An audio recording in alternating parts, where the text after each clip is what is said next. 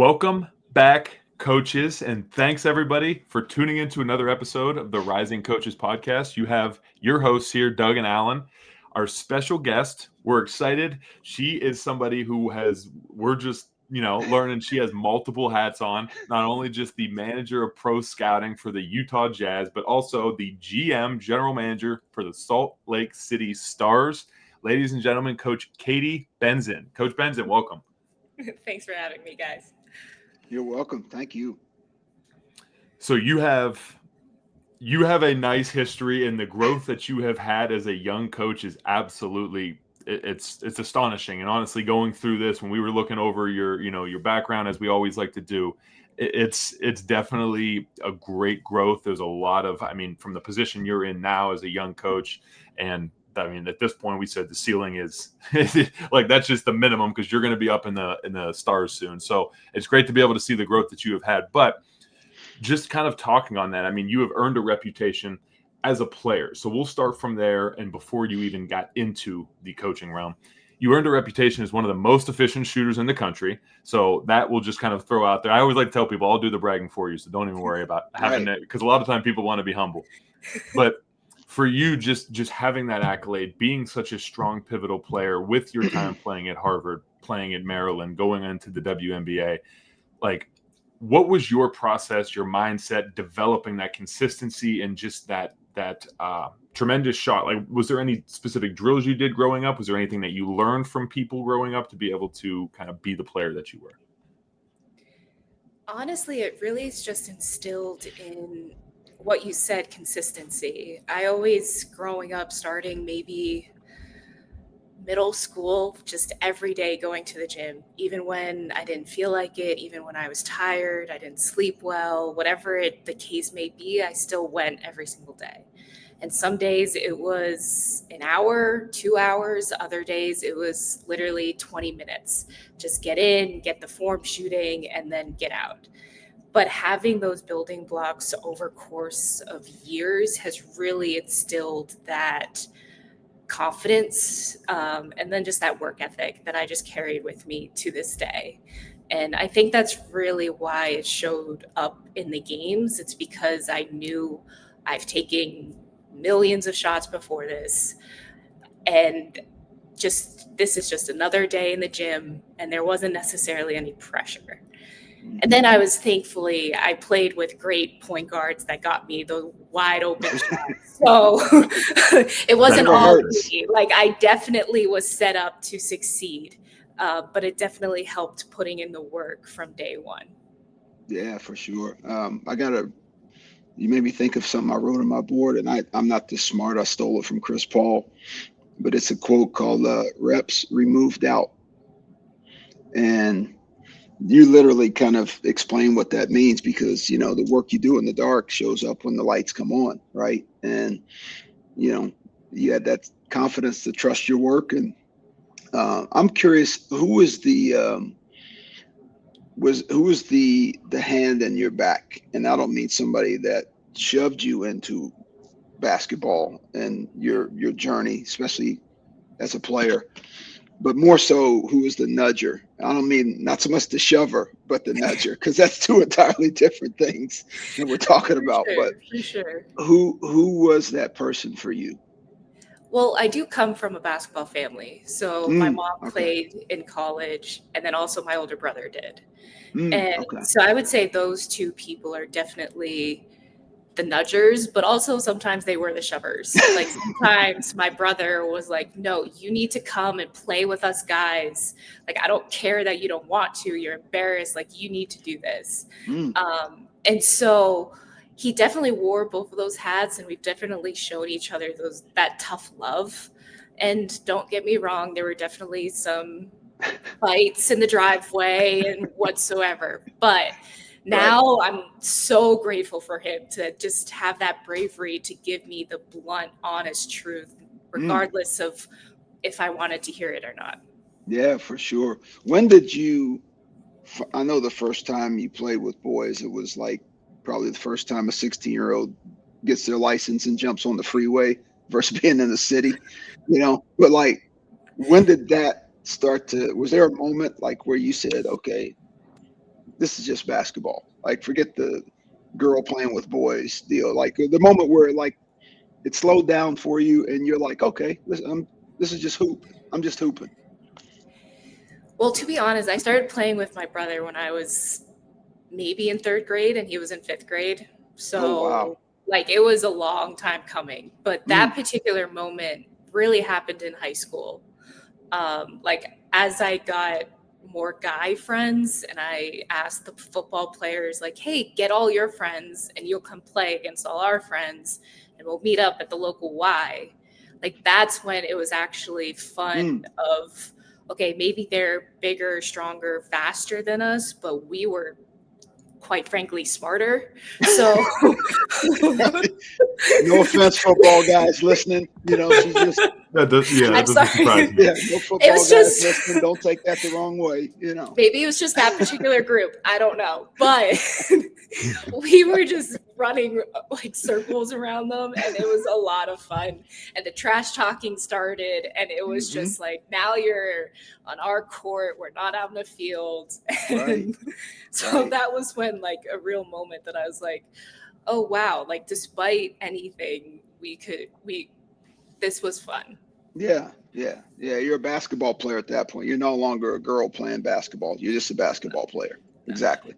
And what I love too is there's a couple things that you excuse me, there's a couple things that you said that I really want to point out too. Is one of the first things that you said was always you said people always say how you do things is like one, I can't get the words out. How you do one thing is how you do everything, right? You said that in the beginning is how like your development from being a player ultimately transitioned into your work ethic as a coach. And that I couldn't believe that anymore, because it truly develops and you can see it. Like, as soon as you get out of basketball, and I tell the guys now, the guys that I coach, the hardest thing to do is completely step away from college basketball once you graduate, because your whole life changes. You have to completely, so it's like, but now you have to take that work ethic and put it into something different, you know, whatever it might be that you're doing. But then you did say before, and I want to make sure to circle back on this. You said you did a lot of form shooting. So you weren't the type of person who would go out there, go to the 3-point line and start chucking up shots, right? You were the person who kind of took it from 5 feet, the Steph Curry mentality, right? 5 feet, work your way back. That is huge. That really is something big. So I'm glad you said that. Well, what kind of form did it look like form shooting? So I built a routine that I started maybe a step from the rim and I made 10 with just my right, 10 with just my left, and then I take a step back and then 10, 10, 10, and then just work my way back to the 3-point line. And then as my range deepened, I guess, then I would take even further steps back. But then I would just make 10 at the 5 spots around the arc, and that was quote unquote my warm up. With both hands? Yeah. Jeez. So she's an ambidextrous shooting out here. You don't know you don't know which one she's going to be throwing up, lefty, right. You don't even know how to cover that. That's crazy. No, let me be clear. Like, once I got to the free throw line, I did go 2 hands. Sorry. Oh, so got it right. All of those were one. Yeah. Gotcha. Sorry, I want to be clear. Yeah. No, but just the ability. My point. The ability to be able to shoot with one hand. Yeah, that was who was it? Kobe, I think it was, if I'm not mistaken. There was something that somebody took away his one hand, and I remember I forget what it was in that I saw. It was some like documentary, but somebody took away his shot and he had to completely change it to the other side mid-flight, mid in air, and he changed it to his other hand. He goes, yeah, that's something I work on all the time, because people asked him about it. And he goes, yeah, I work on my other hand all the time. You just don't see it because I don't need to use it. And I'm just like, that's insane. You got to work on something for that one moment. Yeah. Well, for me, it was for my lefty floater. I thought it really helped in that piece of my game. Yeah, that makes a lot of sense. The giant killer shot. You got to have it. Yeah, exactly. Yeah. As a 5'6" player, I definitely needed that floater. Get it out quick. No doubt. No doubt. So I want to talk about, like, kind of going from your college career. As I mentioned, you go undrafted Washington Mystics as a player. I know you had a brief stint there in the pros, and then you transitioned kind of more into the coaching, the management, operations side of basketball. I know you made a few stops, one of which, the first one being, and I want to make sure to point this out to everybody, because I feel like there is a lot of coaches who do this, and a lot of people who this is the path they take to start. They make their own training company, right? Benzan Basketball Services, if I'm not mistaken. that was one of the first things that you were doing, started from training and then ultimately end up going into a couple different schools, and then from the schools into the pros and the kind of the growth. But just talk about starting that company, maybe some things that you learned from there, if there was anything, and then just kind of the growth and development that you've seen now from there, now being in the pros as a general manager. Actually, how that company unfolded was, I guess, unpredicted in the sense that I didn't set out to necessarily start a company with my brother and start training kids, but just one young girl kept on coming to the same local Y, kept seeing me work out day in and day out. And then just one day her dad came up to me and was like, hey, like, I'll pay you such and such if you help my daughter out a couple days a week. So I was like, yeah, of course. Like, Right. you don't even need to pay me. Like, I love this game. This is my Right. passion. Right. And then just word of mouth spread. My brother covered a lot of the guys, like the young boys, and I covered the young girls. And then we just went back down to the basics, which I think really helped my game and my perspective. Is just like everybody did the exact same drills. Like I didn't change the drills I did every day for a 7-year-old at the time, but just the speed and the intensity changed really. And just seeing her perseverance, trying something new kind of encouraged me to do the same and on a different level, but still doing the same of pushing myself outside my comfort zone. And so that kind of grounded me. And I think that helped in the long run of just like, you can always get that 1% better. Yeah, no, I love that. It's funny. We get so much credit for making players better. Doug, I probably drive Doug nuts and our listeners nuts by saying this, but like players make us better too. And I was with one of our guys last night after practice, and he's like, "Thanks, coach." I'm like, "No, thank you."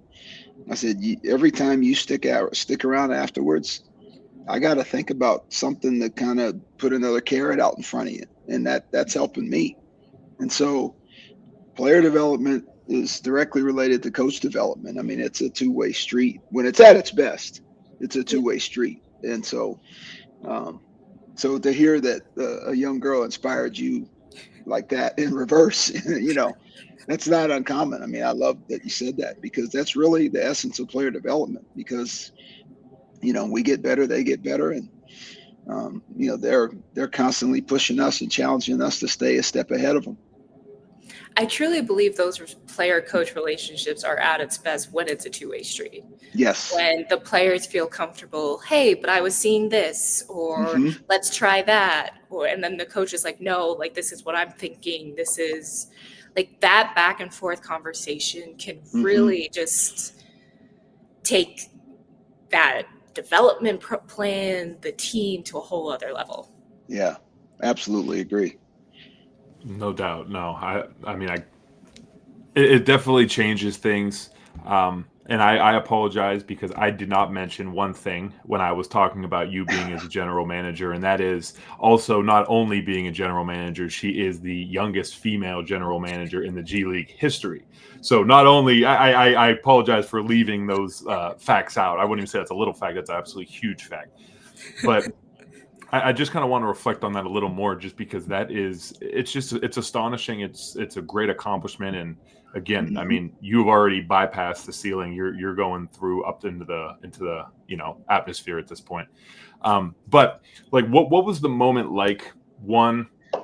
Or I should say the rise ultimately from going from that basketball services, from doing the training. I know then you kind of go into Buckingham, Nichols, and then work your way up from there. But just kind of how did those first college positions come about?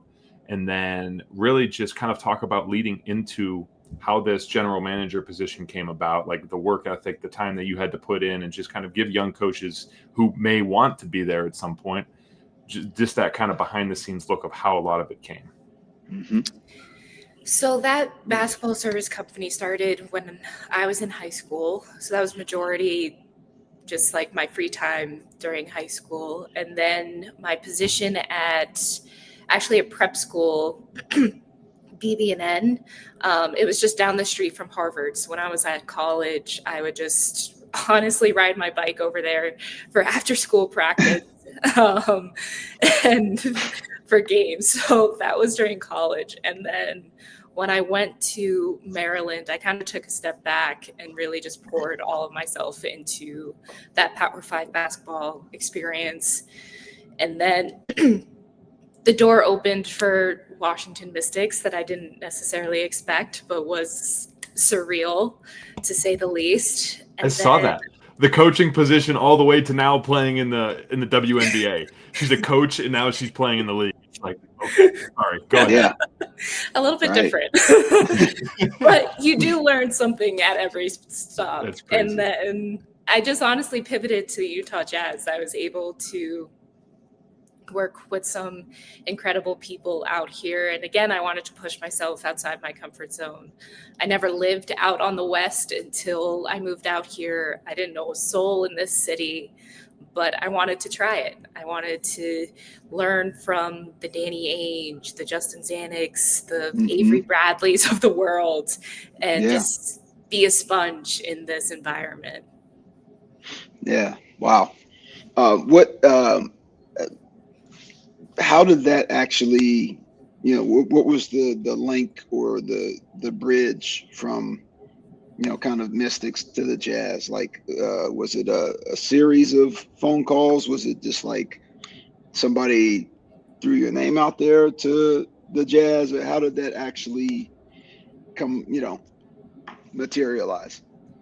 So after I finished playing, I made the stereotypical calls to just get my name out there, see what's out there. I was asking about analyst positions because I have a master's in journalism. I had coaching offers, which I thought I was actually going to do, and in college, actually. And then somehow, small world, like Danny Ainge group was, and their family lived in the same town as I did growing up.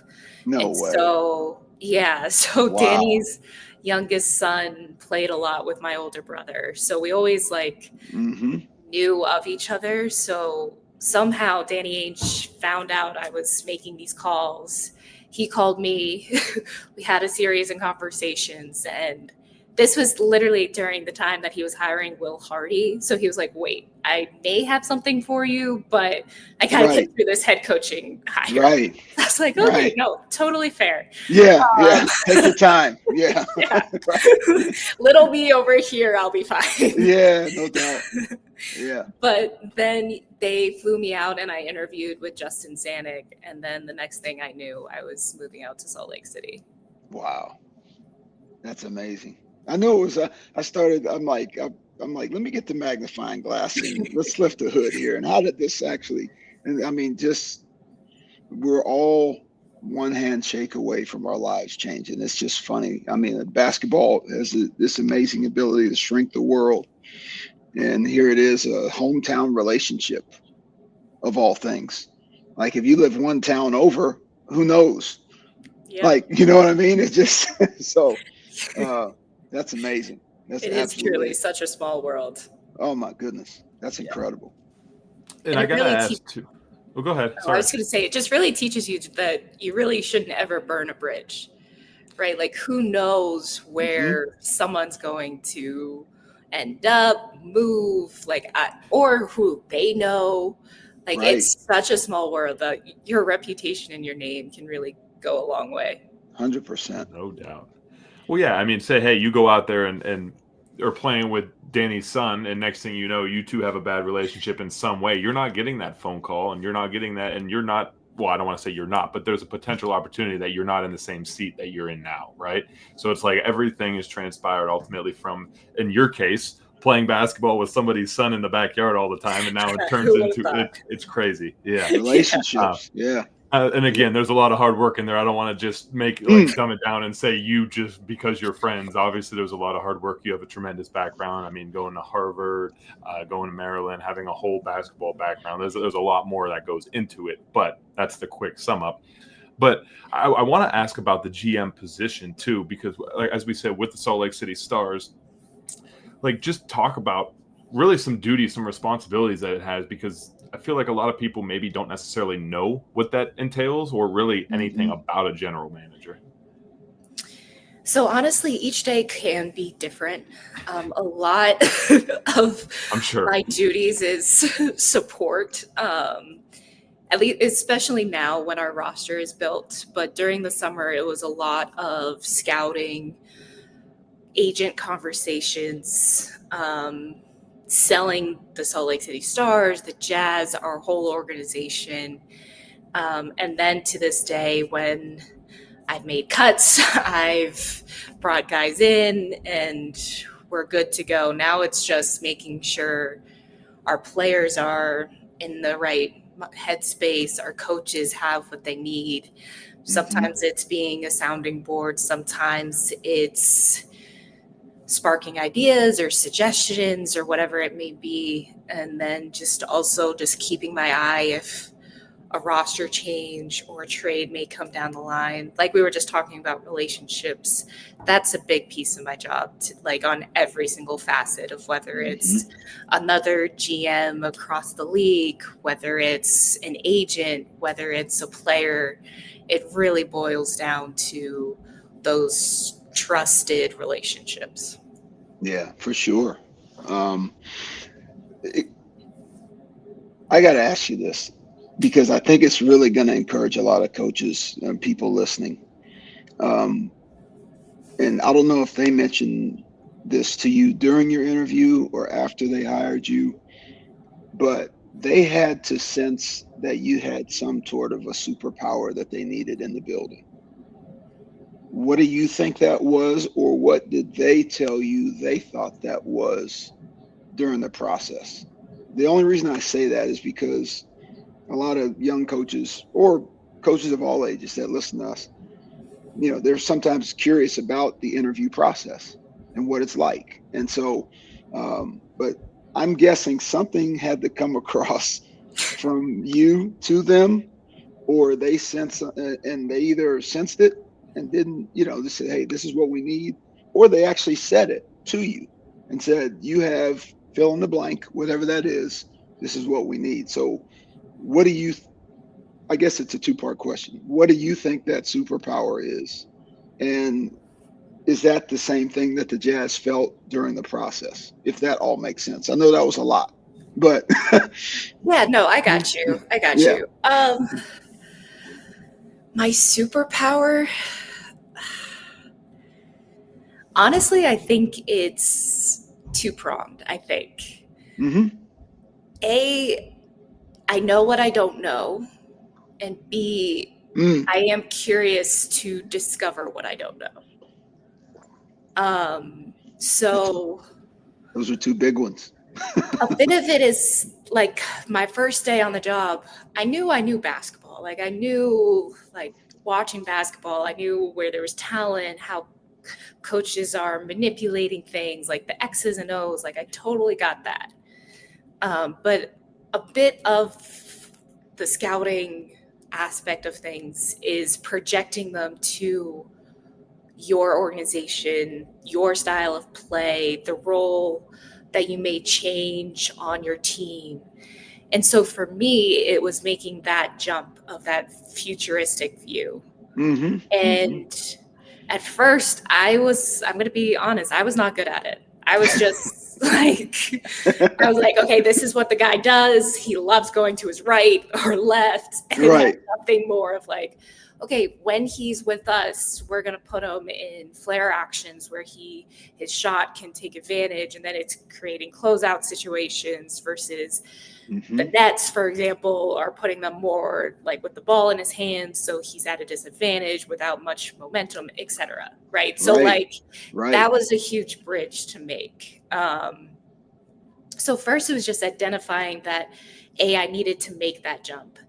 And then B, it's just reading, listening, watching the basketball, studying to be able to make those jumps and make the conclusions. Because really all of our jobs is just about we like this player more than that player. We like this coach better than this coach, like whatever it is. And then we have to tell the big dogs in the room that those are our conclusions. And either they agree, they don't, maybe that sparks something for them. But at the end of the day, we got to have our opinions and stand on it.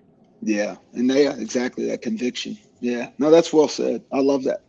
I was really curious, but I mean, that's going to help, coaches listening, that, when that time comes and you're in the room, it's not, some of it is what you say, but so much of it is what you project, and how whatever you're projecting in that room is how they, how that makes them feel.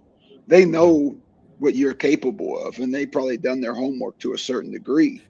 But when you're in that room at that particular time, there's a conviction and a feeling that you want to portray, that like, I really, really believe I'm good at what I do, without being a jerk about it.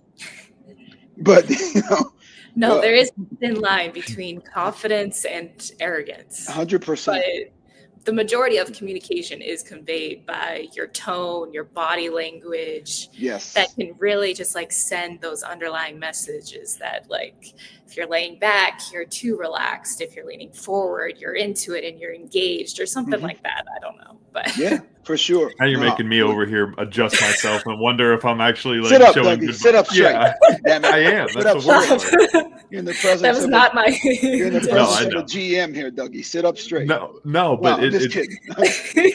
you make such a good point, because like when you're writing a scouting report for something, this was something that it took me a little while to learn. If you're writing a scouting report for a team, right? If you put on every set that team runs, these kids are going to forget every one of those. But if you give them the top 5 actions and then maybe like put the rest of them on paper, and if they can remember them, they can. Like, that was something that I've learned before, is we used to put about 10, 15 every action that they had on paper, but we would go over and we would show them about 5 to 6 of them.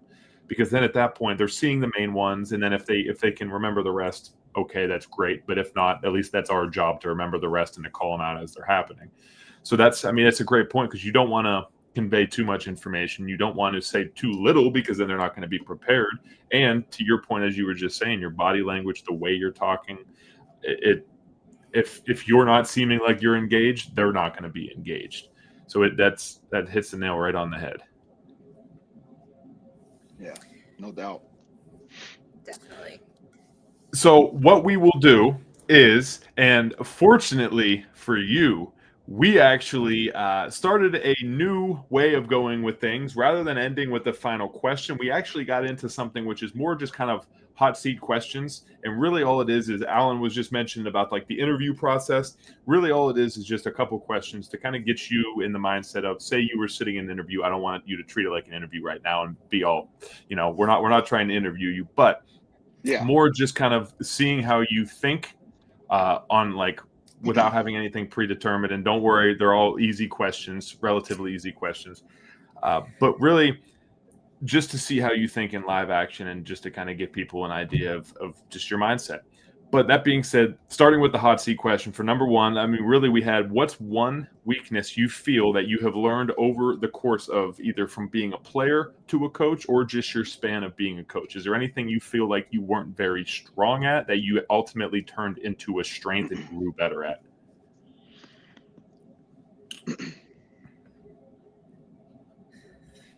I don't know if this is truly started as a weakness, but I was definitely a bit hesitant to broach sensitive topics with the players. And I don't know if that's just my mindset. I just needed a mindset shift. I honestly don't know where it stemmed from, but I overcame just with, Oscar Tshiebwe, like, he is the best human being I've ever known. But it just got to the point where I felt comfortable. He made me feel comfortable that, like, hey, like, how's your family doing? Like, I know they're still over there. Like, tell me, like, how are you as a person doing? And that first, like, relationship really helped that these guys at the end of the day are people and they have worlds outside of basketball. And sometimes when they are in a slump or they're struggling or they're frustrated, sometimes it doesn't stem from the basketball. It actually is something else seeping into the basketball. Yeah. So when I first started, I was definitely hesitant to just have those tough, sensitive conversations. But at the end of the day, like those are necessary conversations to make sure that they are at their best to succeed. Yeah. And part of my job is to make sure that they feel comfortable coming to me with those things, whether it's loss and grief that's inevitable or a breakup or whatever it Right. may be.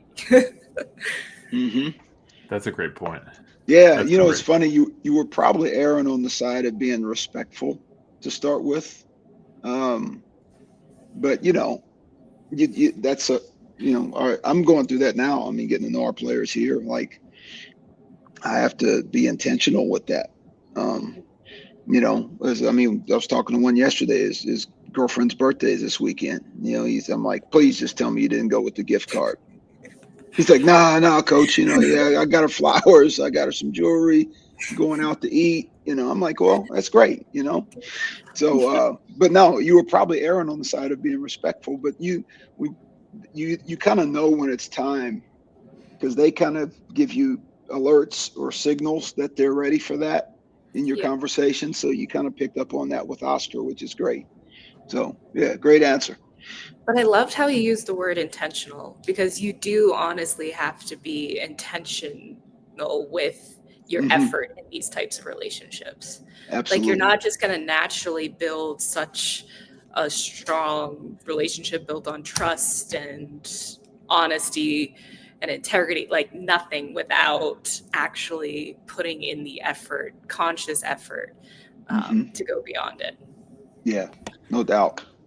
I've had coaches I play for that they start every conversation, and there's one in particular. I give him a shout out every time on here. I swear, my high school coach. Every time I talk to him, first thing he asks, "How's your family? How's everybody doing? Everybody good? Yeah, okay." And then he'll get to talking about ball or something like. But he always no, don't talk about any of that. How's your family doing? Good, okay. He always has to ask, and it's just it.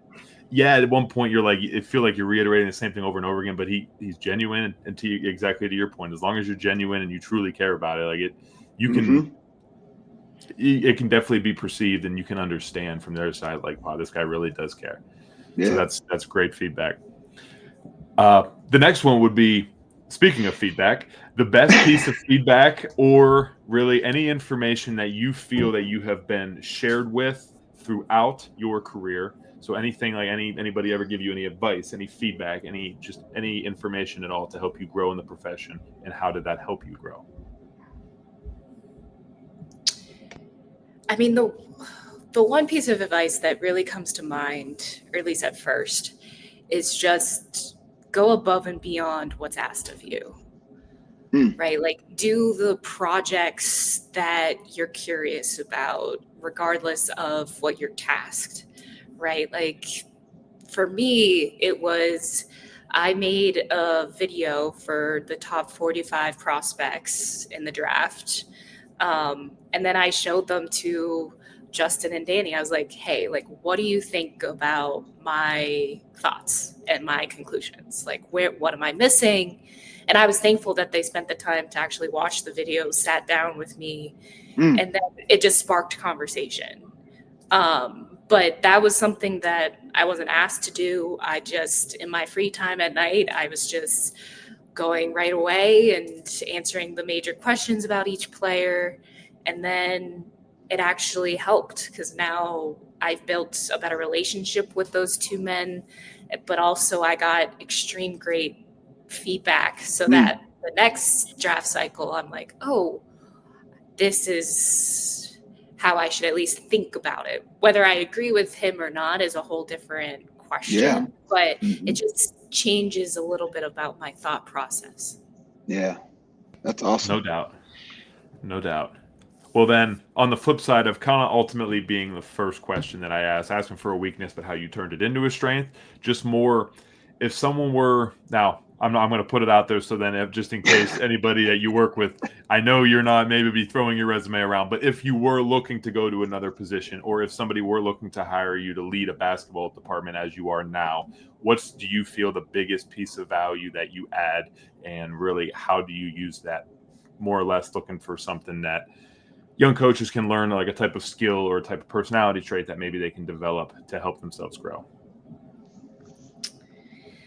For me, it's just grit, I would say. It's that whenever I go through an interview process, even the previous one with the Utah Jazz, I truly want to demonstrate that I go above and beyond. I work hard. I don't cheat anything.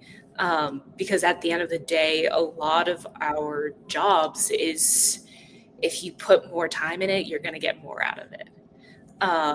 And so for me, it's watching different types of basketball. It's watching everybody from even like this most recent draft class, like AJ DeBonsa. I've watched him for 3 years. Like I've seen him grow when coming to BYU, like it's a whole other context, right? And like stuff like that is like, if you truly, genuinely convey that, there's going to be adversity, there's going to be bumps in the road, but, we've all faced them and we've all built strategies how to overcome, and then just convey those strategies to the interviewer on the other side that, you may not know everything.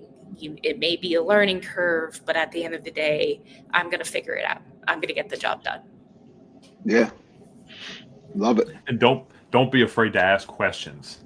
That's if getting the job done, don't be afraid to ask questions. But you said you watch a lot of film. How much would you say on average, like in a day? We'll say in a day, and then we'll ask about a week. Do you have like a range as to how much you would guess you watch?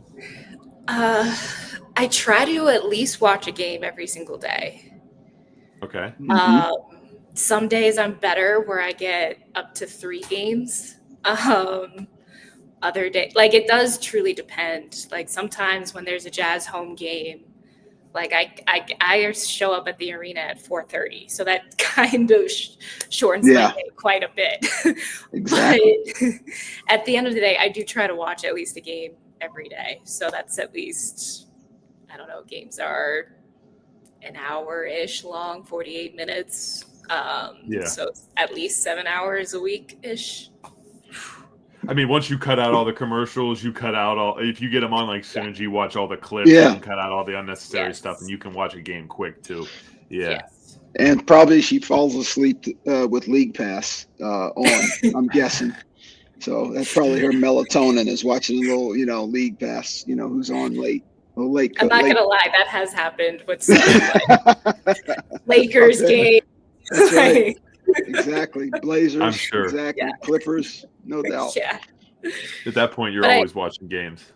Yeah, but I am lucky. Mountain time is kind of perfect, right? Like the first East Coast games are at 5. Yep. Like the last one's at 8 for us. Like it's kind of where perfect. That is. Yeah. No doubt. No doubt. No, that's great. And like the main reason for like I guess since this is the first time we're doing it, to give everybody an idea, like the hot seat questions is because a lot of times in the profession, I mean, I'm sure you're aware and all of us, but you don't necessarily have to go through an interview process, but we like to kind of at least give people what some questions might look like. So then when they're in that seat, if they get an interview question, at least it'll give those people, those young coaches or coaches in general, like this is how my mindset should be. This is what I should be looking to approach. So first off, thank you for being the guinea pig to be able to us to start using this, but those were great. That definitely gives a lot of people clarity and ideas, just some things that you've turned weakness to strength, the feedback, some pros that you bring to a program. Not that we didn't think there were any with the background that you have, the absolute tremendous resume that you have already. So thank you though. Yeah. No, thank you. I appreciate it. Well, Mage, not sure if you have any final questions, but that's really all I had. Yeah, no, we just, speaking for Dougie before he lands the plane here. Thank you. Number one, congratulations again. Number two, I'm sure you've heard that a lot, but I think the best thing that people will pull from this is just be who you are. right? Sometimes that's our best superpower beyond our skill level and our skill sets. And just be who you are, because I think that's the first thing people feel before they get to anything else. So you clearly proven that. You're exactly where you're supposed to be, which is awesome. And thank you for jumping on. You made Rising Coaches better today. So thank you. No, you guys made me better. This was a lot of fun, so I appreciate you guys. Yeah, awesome. Glad you enjoyed it. Hopefully we prepped you for, well, again, we know you're not, but in case the interview process and just reflecting, we always say too, like the reflection is probably one of the best parts, just because once you start thinking about yourself, once you start thinking about your career, your history, everything that you've done, it kind of opens up your mind a little bit, makes you feel a little better about the steps that you have taken. Sometimes you can forget that, you can lose that. Definitely, yeah. Reflection always breeds gratitude, for sure. There it is. Yeah. I didn't want to say it, but you got it out. Well, again, Coach Benzan, thank you very much for hopping on. We really do. We say it to everybody, but like truly sincere about just you taking the time. Again, you have a lot on your plate right now, being in the season and everything that you're juggling, all the hats you're wearing. So thank you for just taking some time to be able to talk with us and to help other coaches listening. Absolutely. Of course, it was my pleasure. And all of you coaches out there, thank you for tuning in to another episode of the Rising Coaches podcast. Alan Major, Doug Caputo, and everybody out there, keep working. Hopefully one day you can be wearing that GM hat, sitting in the same seat or a similar seat. And to all the coaches, keep rising. We'll see you all soon. Take care.